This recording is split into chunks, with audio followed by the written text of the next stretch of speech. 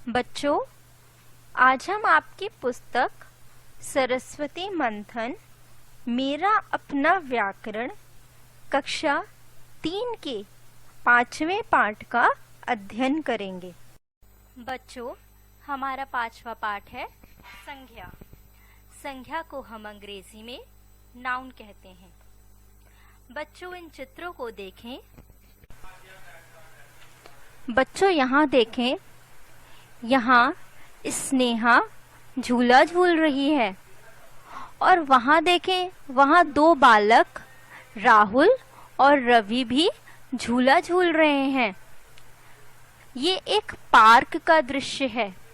यहाँ पर पेड़ लगे हैं, एक घर है, घास है, कई सारे झूले हैं। बच्चों, यहाँ देखें, यहाँ पर कितने सारे जानवर हैं। कुत्ता है, बिल्ली है, गिलहरी है और एक पक्षी है। यहाँ पर स्नेहा बेंच पर बैठी है। वहाँ देखिए, उस दृश्य में बच्चे बॉल से खेल रहे हैं। तो बच्चों, आपने क्या क्या देखा? लड़की, पार्क, पेड़, जानवर, बेंच, ये सारी चीजें क्या हैं? ये सारी चीजें संज्ञा हैं। दुनिया में कोई भी वस्तु, प्राणी, व्यक्ति या स्थान के नाम को हम संज्ञा कहते हैं। नाम वाले शब्दों को संज्ञा कहा जाता है। बच्चों, चलिए अब हम इस पाठ को विस्तार से आपकी पुस्तक में पढ़ते हैं कि इसे कैसे पढ़ाया है। हमारा 5वां पाठ है संज्ञा। संज्ञा को अंग्रेजी में हम नाउन कहते हैं। बच्चों, आपने पिछली कक्षा में पढ़ा था कि संज्ञा किसे कहते हैं? किसी प्राणी, व्यक्ति, जानवर, पक्षी, स्थान, भाव या वस्तु के नाम को संज्ञा कहते हैं। किसी भी प्राणी जैसे मनुष्य, कीड़े, व्यक्ति जैसे राधा, मोहन, श्याम, जानवर जैसे हाथी, हिरण, स्थान जैसे आगरा, दिल्ली, वस्तु जैसे अलमारी, चम्मच, किताब, भाव जैसे मिठास, उदास, बुढ़ापा आदि। तो चलो अब हम अपनी पुस्तक में पढ़ते हैं कि इसको कैसे पढ़ाया गया है। संज्ञा, नाउन। देखिए, पढ़िए और समझिए। जतिन और श्वेता अपने माता पिता के साथ दिल्ली घूमने गए। दिल्ली में वे सबसे पहले अक्षरधाम मंदिर गए। मंदिर की सुंदरता और भव्यता को देखकर वे खुशी से झूम उठे। इसके बाद वे इंडिया गेट और लाल किला घूमने गए। दिल्ली के चिड़ियाघर में उन्होंने सफेद चीता और चिंपैंजी को देखा। बाजार में जतिन ने कैमरा और श्वेता ने जीन्स की पैंट खरीदी। ऊपर लिखे वाक्यों में कई नाम का प्रयोग हुआ। उन्हें अलग अलग देखिए। व्यक्तियों के नाम: जतिन, श्वेता, माता पिता। पशु पक्षियों के नाम, सफेद चीता, चिंपैंजी।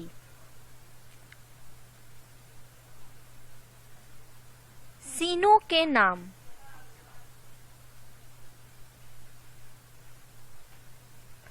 दिल्ली, अक्षरधाम मंदिर, इंडिया गेट, लाल किला, चिड़ियाघर। वस्तुओं के नाम, कैमरा, जीन्स।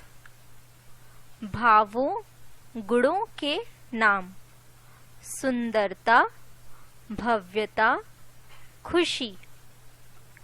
प्रत्येक वस्तु की पहचान उसके नाम से होती है, इसलिए संसार में प्रत्येक वस्तु का नाम होता है। इस नाम को ही संज्ञा कहते हैं। किसी व्यक्ति, प्राणी, वस्तु, स्थान या भाव के नाम को संज्ञा कहते हैं। संज्ञा शब्दों के कुछ उदाहरण इस प्रकार हैं। प्राणियों के नाम, माता, अध्यापक, धोबी, बैल। अन्य उदाहरण, बालिका, माता, पिता, दादा, दादी, बेटी, शिक्षक, डॉक्टर, बैल, गेंडा, भालू, चीता, शेर, कुत्ता, कबूतर, मैना, चील, मछली, मेढक, बाघ, गधा, घोड़ा, जनता। वस्तुओं के नाम, मोबाइल, गमला, मेज, चश्मा। अन्य उदाहरण, आम, सेब, चाबी, चादर, कार, रिक्शा, गेहूं, मेज, नौका, पुस्तक, जहाज, पानी, तेल, घी, चीनी, पत्थर। भावों के नाम, बचपन, बुढ़ापा, हंसी, उदासी।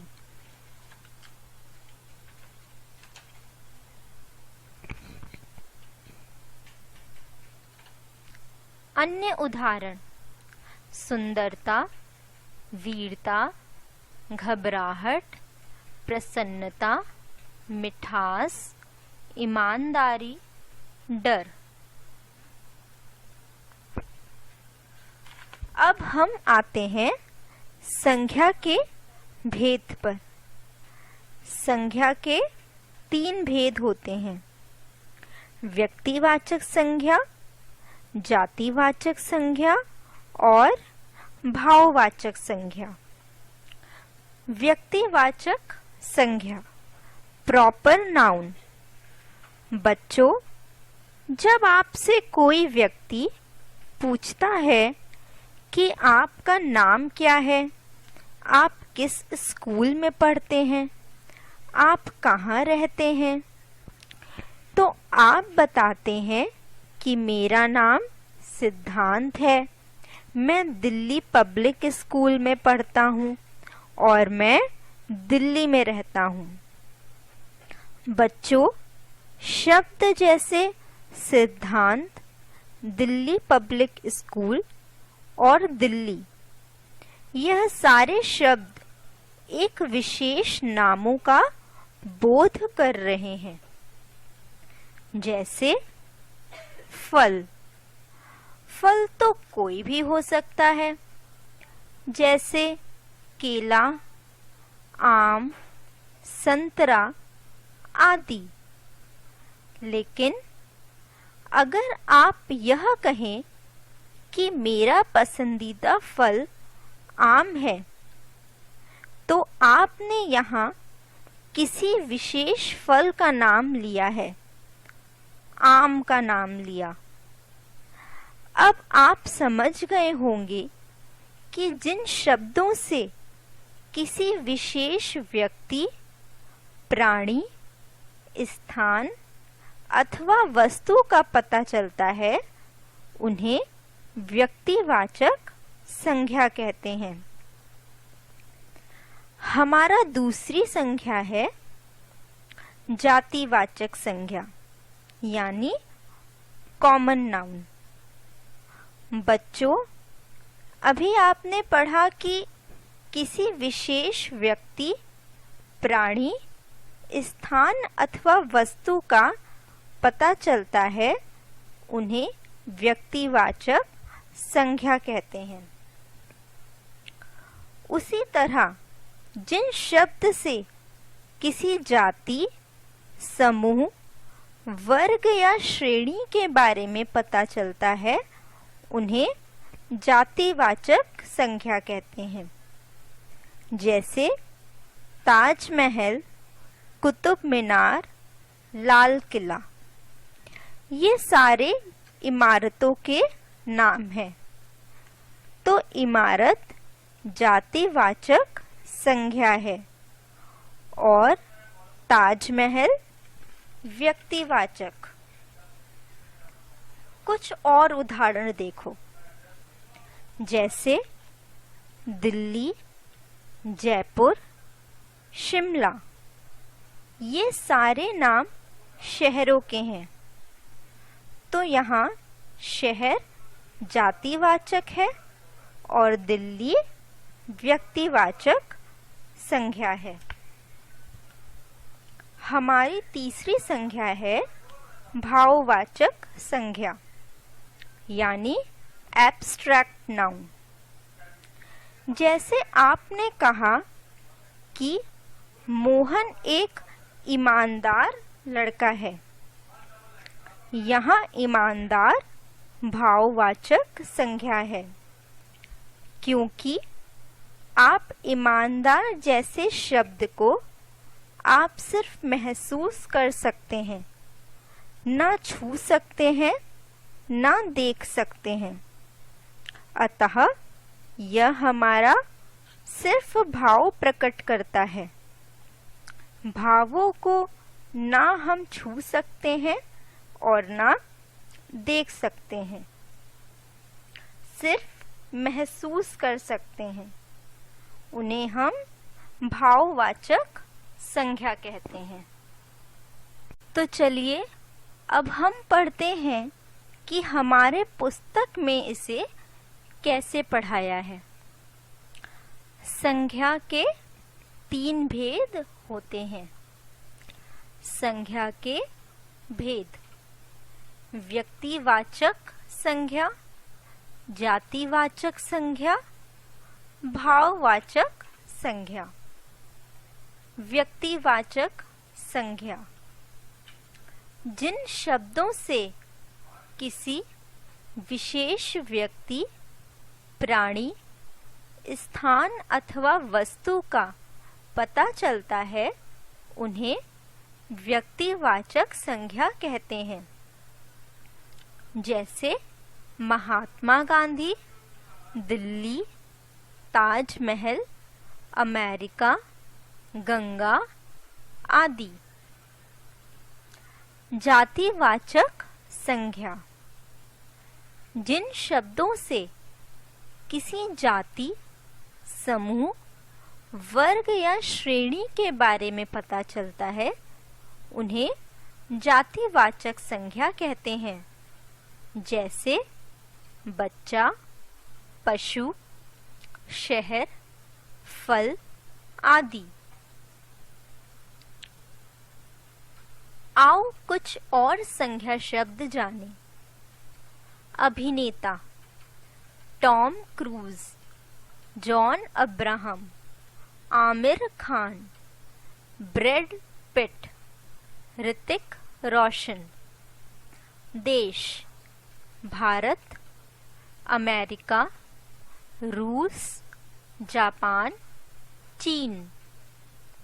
शहर Delhi, Jaipur, Tokyo, Beijing, Sydney. इमारत लाल किला, कुतुब मीनार, कमल मंदिर, ओपरा हाउस, बुल रिंग। पहाड़ हिमालय, नीलगिरी, सतपुड़ा, नंदा देवी। नदियाँ गंगा, यमुना, नील, मिसिसिपी, थेम्स, सेन। यहाँ अभिनेता देश, शहर, इमारत, पहाड़, नदियाँ किसी विशेष का नाम ना बताकर एक समूह या वर्ग ग्रुप को बताते हैं। अतः ये सब जातिवाचक संज्ञा के उदाहरण हैं। वही इन समूह के अंदर आए विशेष नाम जैसे टॉम क्रूज, भारत, दिल्ली, लाल किला, हिमालय, गंगा आदि व्यक्तिवाचक संज्ञा हैं।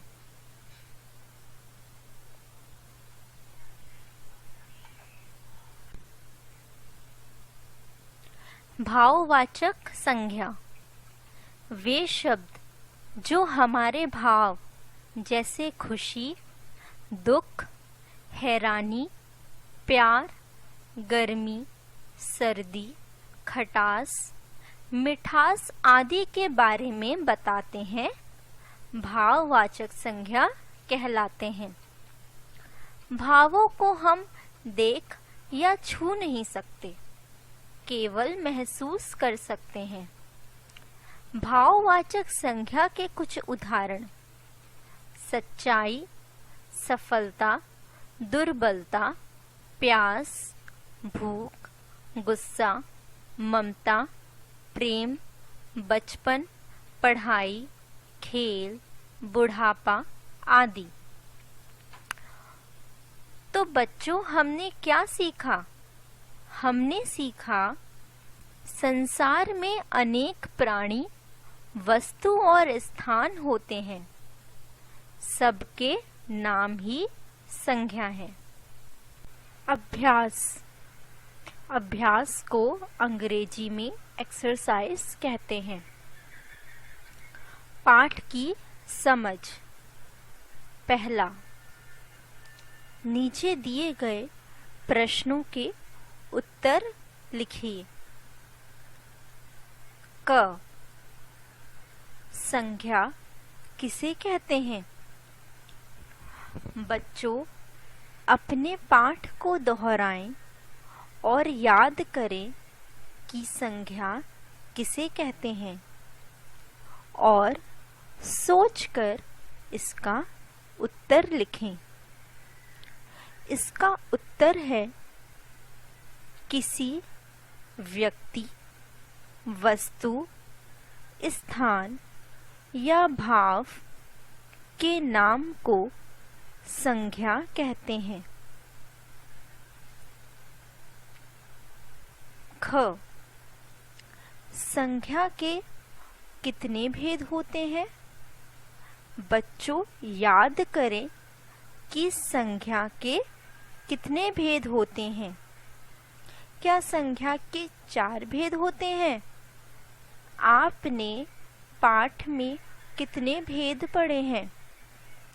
संज्ञा के 3 भेद होते हैं। कौन कौन से? व्यक्तिवाचक संज्ञा, जातिवाचक संज्ञा और भाववाचक संज्ञा।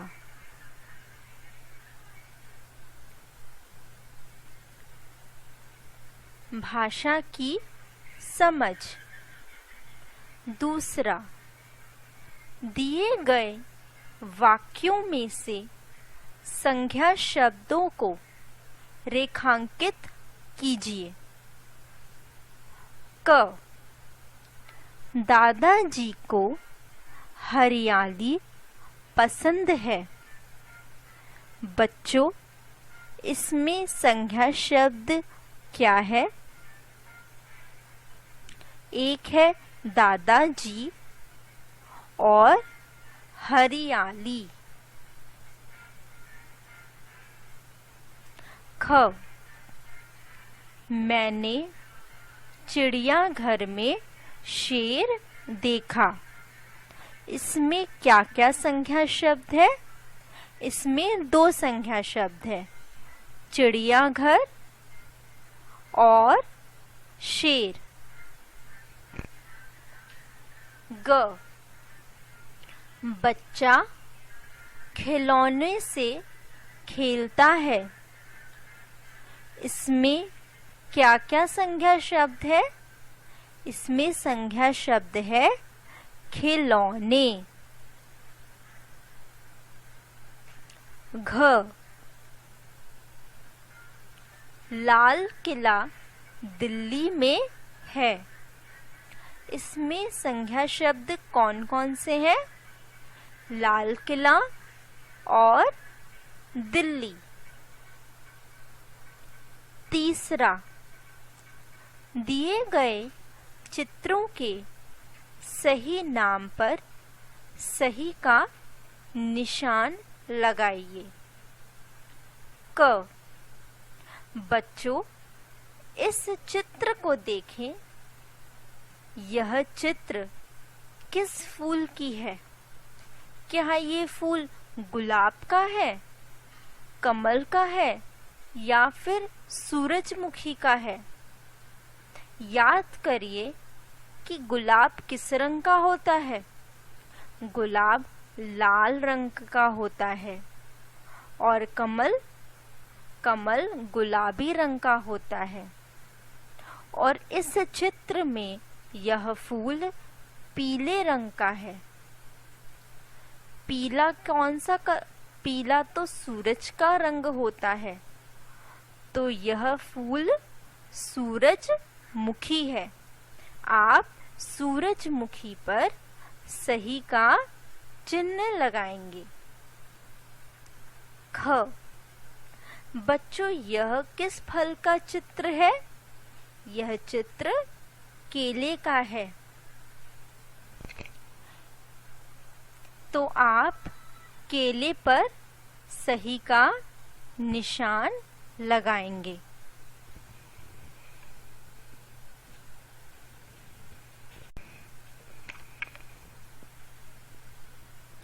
ग, बच्चों इस चित्र को देखें। यह चित्र किसकी है? क्या यह चित्र मंदिर की है, घर की है या किसी दुकान की चित्र है? यह चित्र मंदिर की है। आप मंदिर पर निशान लगाएंगे सही का। घ, बच्चों इस चित्र को देखें। यह चित्र किसकी है? इस पर आप बैठते हैं।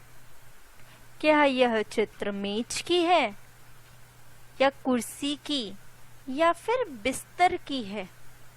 आप किस पर बैठते हैं? मेज पर या बिस्तर पर या कुर्सी पर?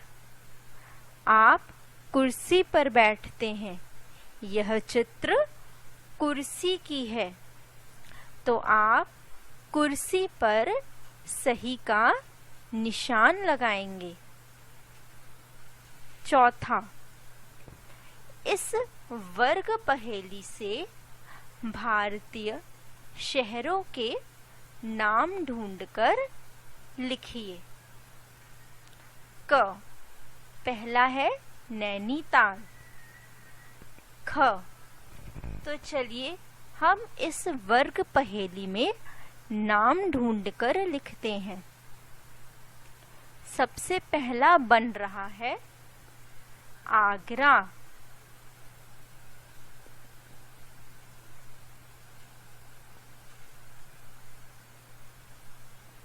ग। अब कौन कौन से बन रहे हैं? अब बन रहा है गोवा। घ। सबसे नीचे जाइए तो एक और शहर बन रहा है बरेली, और उसी के बगल में एक और शब्द है दिल्ली। दिल्ली के ऊपर आएंगे, ठीक ऊपर, तो बनेगा वाराणसी। तो कौन कौन से शब्द बने शहर के? आगरा, गोवा, बरेली और दिल्ली और वाराणसी।